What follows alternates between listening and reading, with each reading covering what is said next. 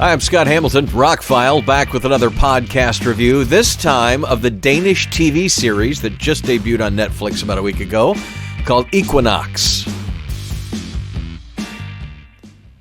Let me go ahead and start off by saying, if you're not into slow TV shows that are subtitled in Dutch, if it's not your cup of tea, you're probably not going to enjoy this.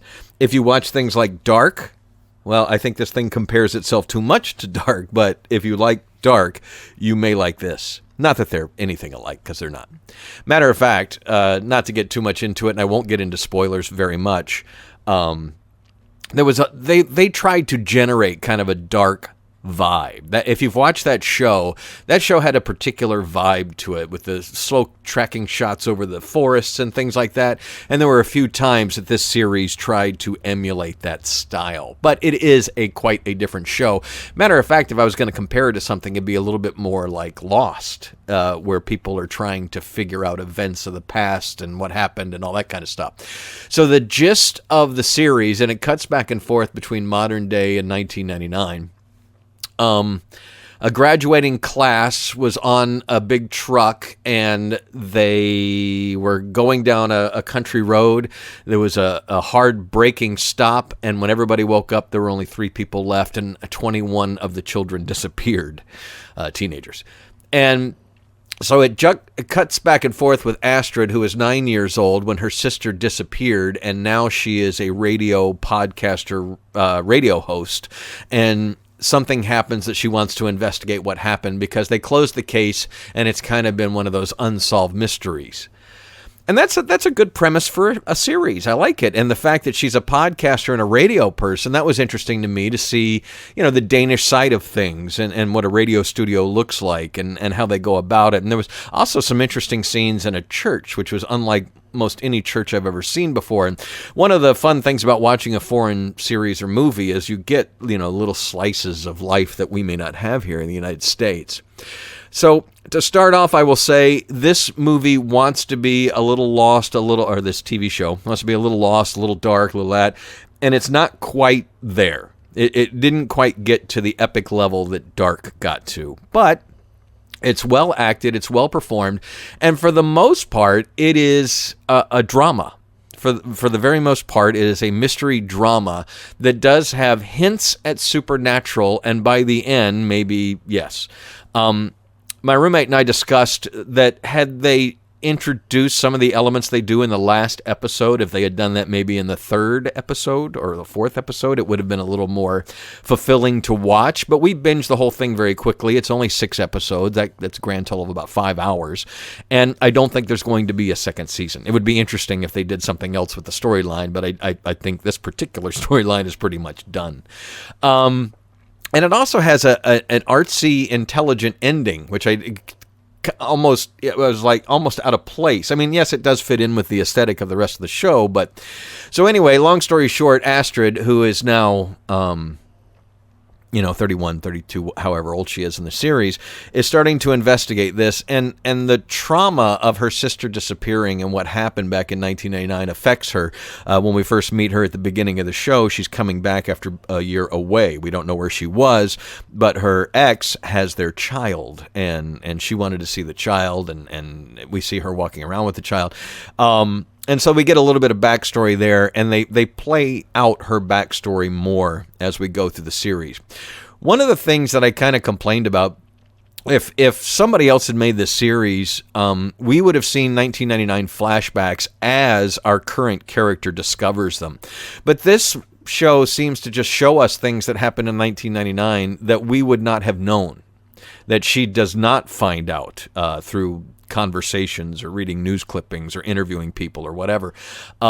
We see some behind the scenes. It just cuts back to 1999 for things that may be important to what's going on in the current time, but they're not exactly like, how are we seeing this? Nobody told her this, So you can take that with a grain of salt, that if you don't mind series that bounce around and show you things that you wouldn't normally have known through what's going on in the main storyline, they just kind of show you things. It works for the show. It just wouldn't be the way that I would have skinned this particular cat. And so as she goes on her investigation into these things, everybody's telling her not to investigate it. The case is closed. The 21 missing students are just that. And the 3 people who survived things are starting to happen to them.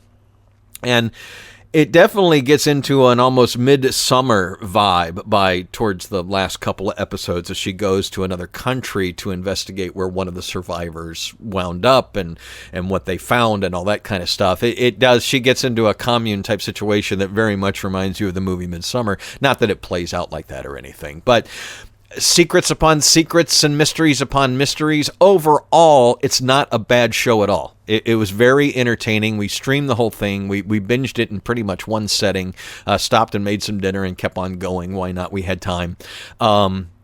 And when it was over, it was like, okay, well, it wasn't terrible. It's not like Dark one day. I would probably like to own on Blu-ray or 4K. That's just something I would like to revisit at some time and pull apart that puzzle of 3 seasons once again.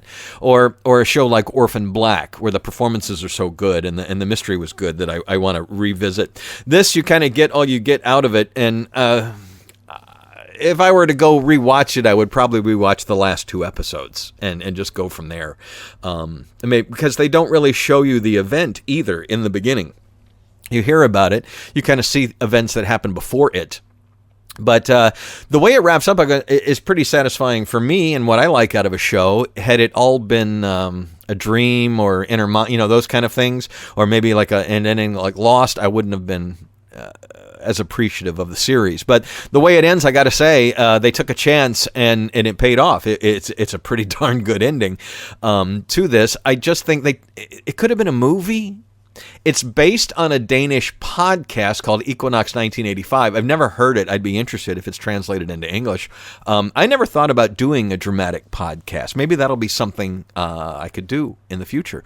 I've had some people ask me to read passages, and I'm investigating the rights involved to do that. I know if I read something that's in the public domain, I could get away with 20,000 Leagues Under the Sea or something like that. But reading current things, YouTube and on podcasting services are pulling licensed music and other things out of podcasts and out of videos these days. And so I don't want to, spend time working on a podcast and then have it picked apart by an algorithm because I use some things that aren't available in the public domain or can use or make money on or whatever. I get that, and I'm not dissing that practice. I'm just saying because people, artists need to make money for their work. I'm just saying that, it's hard for sometimes us podcasters to do certain things that we would like to do, or even in the internet radio world, sometimes I get into things where I'm not sure I can do this music review and put clips of the music in because Sony pulled the clips out of my last review, and I've done music reviews where I don't put music in them anymore, which is kind of against my grain as a music guy. But anyway, if you'd like to pick up EQUINOX, it's streaming for free on Netflix. It's just... there are 1, 2, 3, 4, 5, 6, 7 writers on this, including the person who created it, and 2 directors. And I like a lot of it. It would get like an 80% if I were grading series that way. It doesn't always come home with the things they're attempting, but it does have a good ending.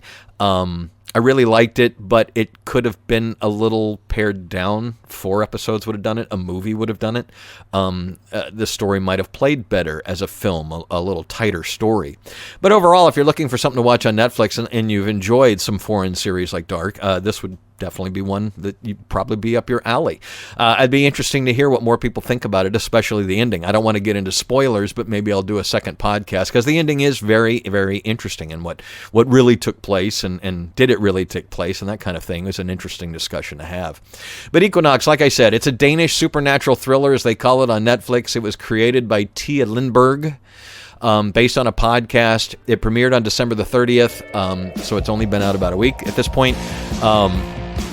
It was worth a watch, but there are other better things to watch on Netflix, I'll say that. But if you're looking for something new and you don't mind the subtitles, give it a shot. It's more of a drama, a little bit of a thriller, and a little bit of supernatural stuff, especially towards the end. EQUINOX. I'm Scott Hamilton. I'm Rockfile. My website is therockfile.com, where you can find links to all my other goodies. Thanks for checking out this podcast and all the others. There's over 240 now available for your listening pleasure. And thank you so much for listening.